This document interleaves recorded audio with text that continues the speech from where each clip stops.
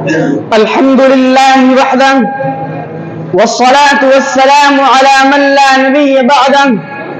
أما بعد فأعوذ بالله من الشيطان الرجيم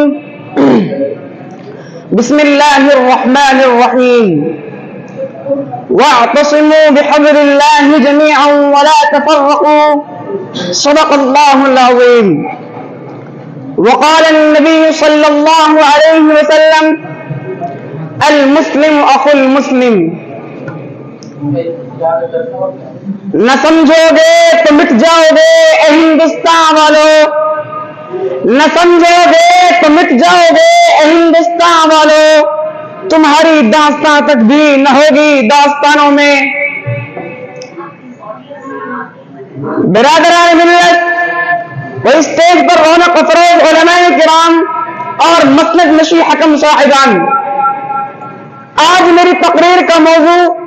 اپنے مسلمان بھائیوں اور امت مسلمہ کے غیور فرزندوں کے سامنے عالم اسلام کے حالات کو بیان کرنا ہے، انہیں یہ بتلانا ہے کہ اس وقت پوری دنیا میں مسلمان کن مسائل کا شکار ہے، کن حالات سے دوچار ہے، کیسے کیسے ظلم و ستم کے پہاڑ پر توڑے جا رہے ہیں، کس طرح چار جانب سے ان کا احاطہ کیا جا رہا ہے، مسلمان بچوں پر کیا بیت رہی ہے، ہماری ماں اور بہنوں کے ساتھ کیا کچھ کیا جا رہا ہے۔ ان حالات میں ہم مجبور محض مسلمانوں کے لیے اور حفاظت اسلام کے لیے کیا کر سکتے ہیں، اور یہ حالات کیوں آئے، کیسے آئے، کب آئے، اور یہ حالات کب تک آتے رہیں گے، اسی کے تعلق سے مجھے گفتگو کرنی ہے۔ عزیزان ملت، یہ بات مخفی و پوشیدہ نہیں ہے بلکہ روزہ روشن کی طرح آیا ہے کہ اس وقت مجموعی طور پر مسلمانوں کی ہوا اکھڑ چکی ہے، نہ ان کی کہیں عزت و عظمت ہے اور نہ ہی ان کا کہیں رعب و دبدبا رہ گیا ہے۔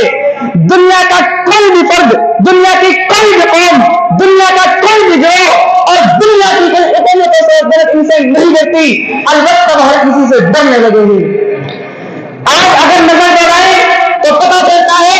کہ آج عالمی سطح پر ان کا مذاق اڑایا جا رہا ہے، ان کو ایک دل کے کمزور امت تصور کیا جا رہا ہے،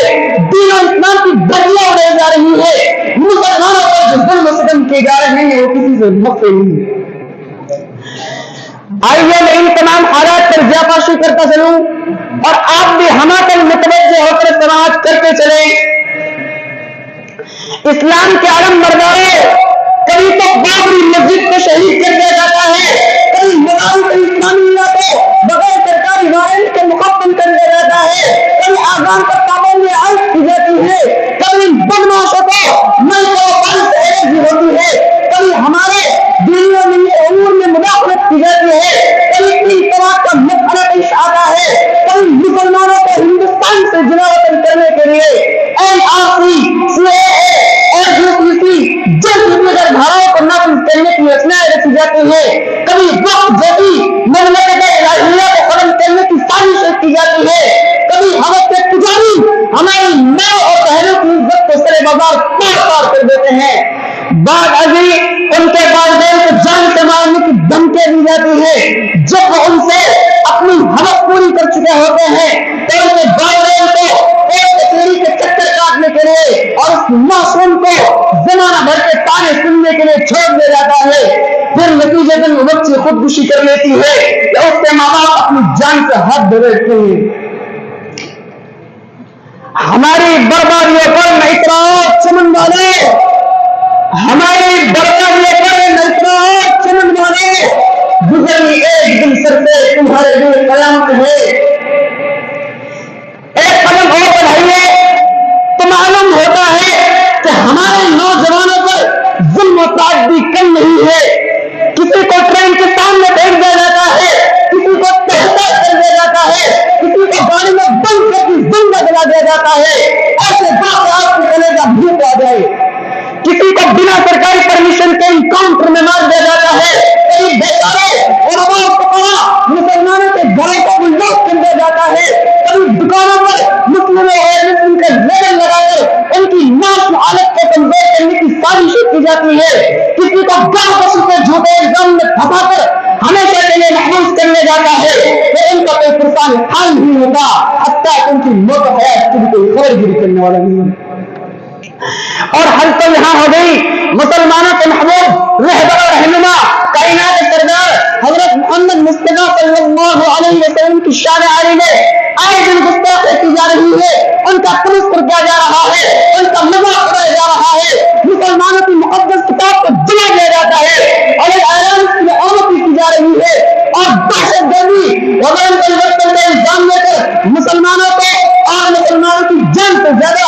عزیز علماء کرام کو ختم کرنے کی پلاننگ کی جا رہی ہے۔ کہاں تک میں آپ کو حالات سے آگاہ کروں، کہاں تک میں آپ کو ان کرتوتوں سے روشناس کراؤں۔ اور آگے چلیے، کبھی مسلمانوں سے جبرن جے شری رام اور وندے ماترم جیسے مسلمانوں کو کہنے پر اصرار کیا جاتا ہے، آخر وہ سرزمین جو مسلمانوں کے دلوں کی حیثیت رکھتی ہے آپ اسی دل میں سمیٹ کے زہر آلود خنجر گھونپنے کی کوششیں کی جا رہی ہیں۔ کتاب سادہ رہے گی کب تک، کبھی کا آغاز بات ہوگا۔ کتاب سادہ رہے گی کب تک، کبھی کا آغاز بات ہوگا۔ جنہوں نے بستی اجاڑ ڈالی کبھی تو ان کا حساب ہوگا۔ میرے بھائیوں اور نوجوان ساتھیوں، سوچو تو صحیح آخر ایسا کیوں ہو رہا ہے؟ اتنا بڑا انقلاب، اتنا بڑا تغیر، اتنی بڑی تبدیلی کیوں کر آئی؟ جب تک ہم مسلمان جن سے پورا پاکستان لڑتا تھا ایسے ہماری ہدایت کرنے کی تھی، مسلمانوں کیا ہوا؟ آج وہ انسان ہمارے لیے شیر ہو گئے، آج وہ ظالم ہمارے لیے شیر ہو گئے، ارے آج وہ کافر و مشرک بھی ہمارے لیے شیر ہو گئے۔ جب ہمیں آنکھیں دکھانے لگے، آخر وہی سوال ایسا کیوں؟ اگر غور سے دیکھا جائے اور تحقیقی جائزہ لیا جائے تو پتہ چلتا ہے کہ اس سب کی اصل وجہ جہاں اسلام کی پیروی سے انحراف ہے تو وہی دوسری جگہ اتحاد و اتفاق کا فقدان ہے۔ عزیزوں، جب تک مسلمان متحد رہے اس وقت تک وہ غالب رہے، جب تک مسلمان شیشہ پلائے ہوئے دیوار بن کر رہے کسی کی محل مدود نہیں کرایا کہ مسلمانوں کو آنکھیں دکھائے، لیکن جب سے ایک دوسرے کو گرانے کی، نیچا دکھانے کی، زمین اور اس کا کرنے کی بات تمام چلی ہے، جب سے دوسرے پر کفر کے ٹوکے لگنے لگے، جب سے ایک مسلمان دوسرے مسلمان کا قوم کا پیسہ ہو گیا تو اس وقت سے قوم جب بیماریوں سے محسوس ہونے لگی۔ اس لیے مسلمانوں اب ضرورت ہے اور بڑے عزم تقاضا ہے اس بات کا کہ ہم پھر سے پرچم پہ نظر آئے، پھر سے